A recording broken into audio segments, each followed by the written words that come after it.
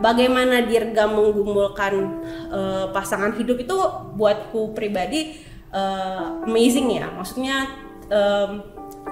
akhirnya diingatkan bahwa apa sih kualitas, apa sih hal yang harusnya kita cari saat mencari pasangan hidup gitu. Bukan cuma sekedar oh iya kita nyambung nih, kita ngobrol enak nih gitu. Tapi gimana kita bisa sama-sama sudah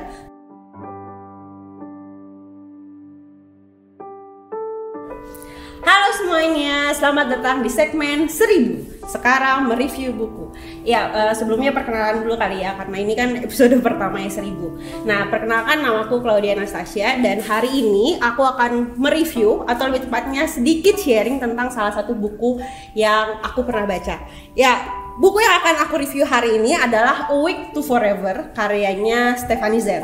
Jadi Stephanie Zen sendiri merupakan salah satu pengarang yang bukunya sebenarnya dulu sempat aku baca waktu zaman-zaman aku SMP, SMA. Terus memang ada momen-momen yang aku sempat tidak membaca novel Indonesia dan akhirnya nggak baca lagi bukunya Stephanie Zen. Nah kemudian entah gimana ceritanya, beberapa minggu yang lalu aku ke Gramedia dengan niat membeli buku lain, tapi malah ketemunya buku ini. Padahal buku ini sebenarnya terbit sekitar tahun 2014 pertamanya, tapi aku baru beli di tahun 2020. Ya, jadi Awake to Forever ini mengisahkan tentang pasangan bernama Amara dan Dirga. Jadi mereka ini dulu punya latar belakang satu gereja.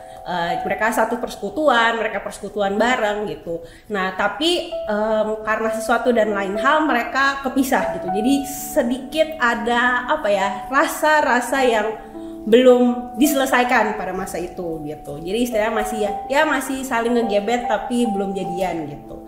Nah kemudian 5-6 tahun kemudian mereka ketemu lagi di Singapura. Dengan kondisi saat itu Amara sudah bertunangan dan akan menikah dengan laki-laki lain gitu. Sedangkan mereka ternyata masih punya rasa-rasa yang tersisa dari masa-masa lampau itu. Jadi secara garis besar buku ini akan menceritakan tentang bagaimana mereka menggumulkan tentang relasi mereka gitu.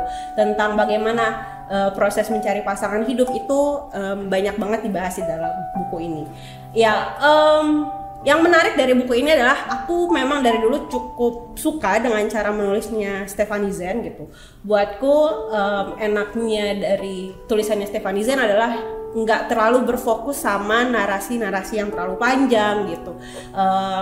Ada beberapa penulis soalnya yang memang mendeskripsikan lingkungannya dengan detail banget, jadi narasinya jadi agak panjang. Nah, sedangkan aku tipe orang yang lebih suka banyak dialog gitu, walaupun narasi memang tetap perlu juga ya gitu. Nah, dan Stephanie Zen tipe menulisnya itu istilahnya aku banget gitu, jadi sesuai banget sama ekspektasiku gitu. Jadi memang dari dulu suka sih sama bukunya Stephanie Zen. Tapi yang menurutku menarik adalah bagaimana Stephanie Zen bisa membawa nilai-nilai Kristiani dalam novelnya ini.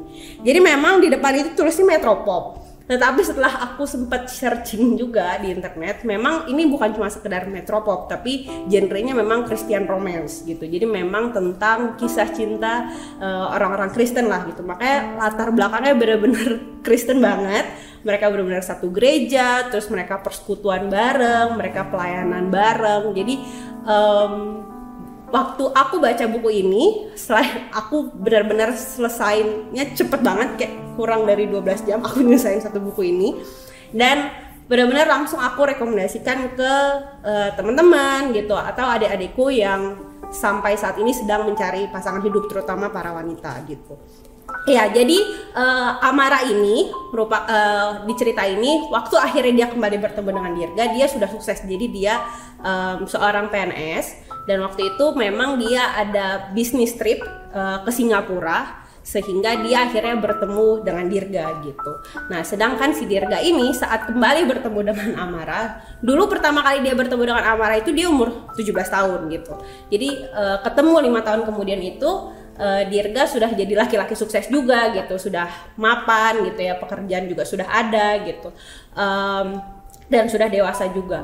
Tapi memang dari kecil, maksudnya dari Dirga masih umur 17 tahun itu, memang terlihat bahwa Dirga adalah seseorang yang benar-benar dewasa. Dia sudah hidup baru istilahnya gitu ya, dan benar-benar menggunakan talenta yang dia punya untuk melayani Tuhan gitu. Jadi Dirga memimpin komsel, terus Dirga juga memimpin persekutuan orang muda, persekutuan doa gitu. Bahkan yang memang agak membuat aku emis adalah bagaimana novel ini juga menceritakan secara detail tentang bagaimana kita mendoakan bangsa-bangsa gitu. Jadi menurutku memang berasa banget gitu Christian romance-nya gitu.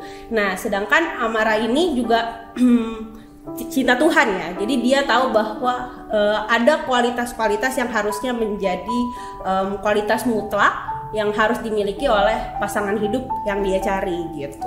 Nah, jadi aku pun banyak diingatkan, banyak belajar gitu. Aku diingatkan tentang gimana sih kita harus menggunakan talenta kita untuk Tuhan gitu ya. Melihat bagaimana Dirga menggunakan talentanya buat Tuhan gitu.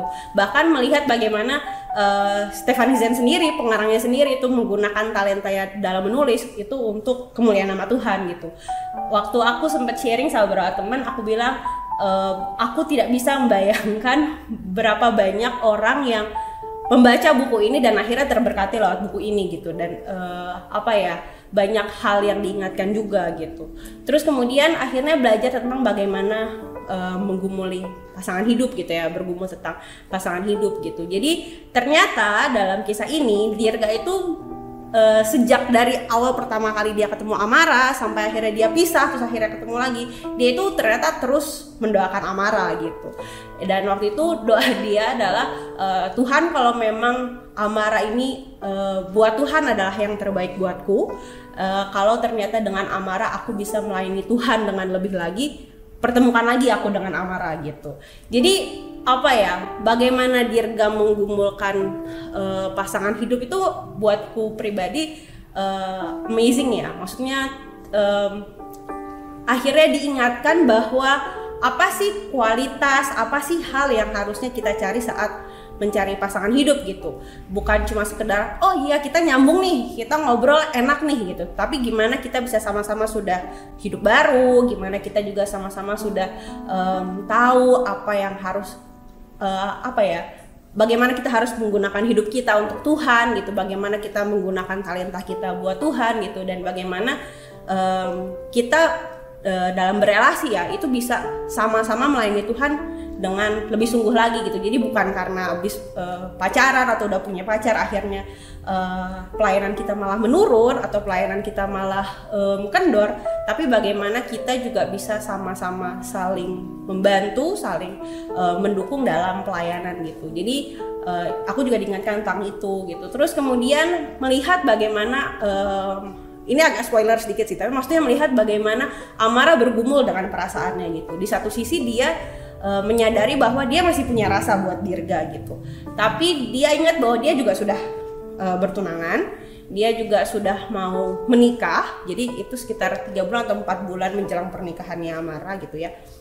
Jadi dan akhirnya melihat bagaimana dia benar-benar mendoakan, benar-benar bergumul tentang hal itu gitu. Maksudnya kalau andaikan kita lihat cerita-cerita lain ya, bisa jadi karena Dirga ini sudah memenuhi kriteria mutlak nih, sudah sesuai dengan kriteria yang harusnya kita cari gitu. Terus akhirnya punya tunangan, terus akhirnya putusin tunangannya sembarangan gitu. Ada beberapa cerita kan yang seperti itu gitu. Tapi kita melihat bagaimana Amara bergumul mendoakan, mencari cara supaya relasi dia dengan Dirga gitu itu tidak menjadi batu sandungan buat orang lain gitu.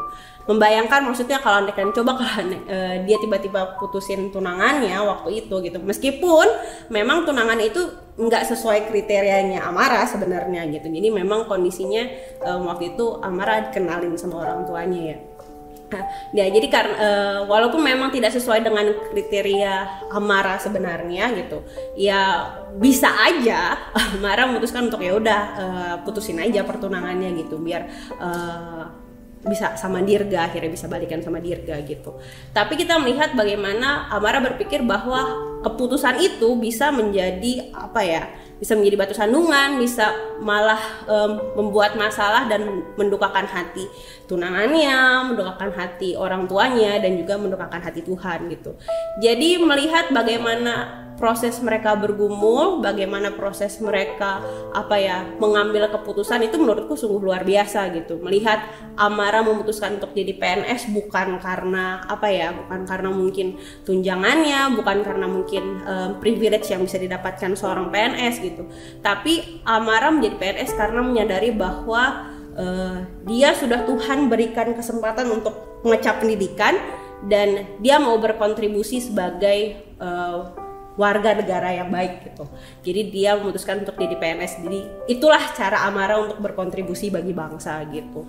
Jadi buatku pribadi, untuk teman-teman di luar sana gitu yang sedang menggumuli pasangan hidup gitu, atau yang sedang galau dengan pasangan hidup gitu, kalau mau mencari bacaan yang ringan, kadang-kadang kan banyak buku rohani dan kadang-kadang mungkin terasa berat gitu. Tapi kalau kalian mau mencari bacaan yang ringan gitu, yang mungkin agak relate juga sama kehidupan sehari-hari, aku menyarankan sih baca buku ini juga gitu. Akhirnya melihat melihat bagaimana Amara dan Dirga berproses, itu bisa jadi suatu hal yang bisa menjadi teladan buat kita gitu.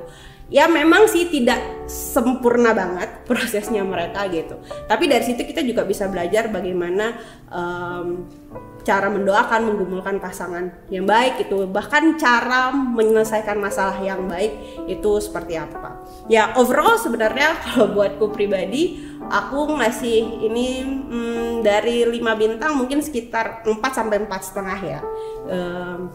Karena itu sih, karena nilai-nilai Kristiannya itu, maksudnya nggak banyak novel yang bisa mengangkat nilai-nilai kekristenan, tapi menurutku Stephanie Zane berhasil sih untuk mengangkat nilai-nilai tersebut. Ya gitu sih teman-teman, sharing atau reviewku tentang buku Awake to Forever. Berharap bahwa ini bisa menjadi salah satu referensi buku bacaan juga buat teman-teman, dan berharap ini juga bisa menjadi berkat untuk teman-teman.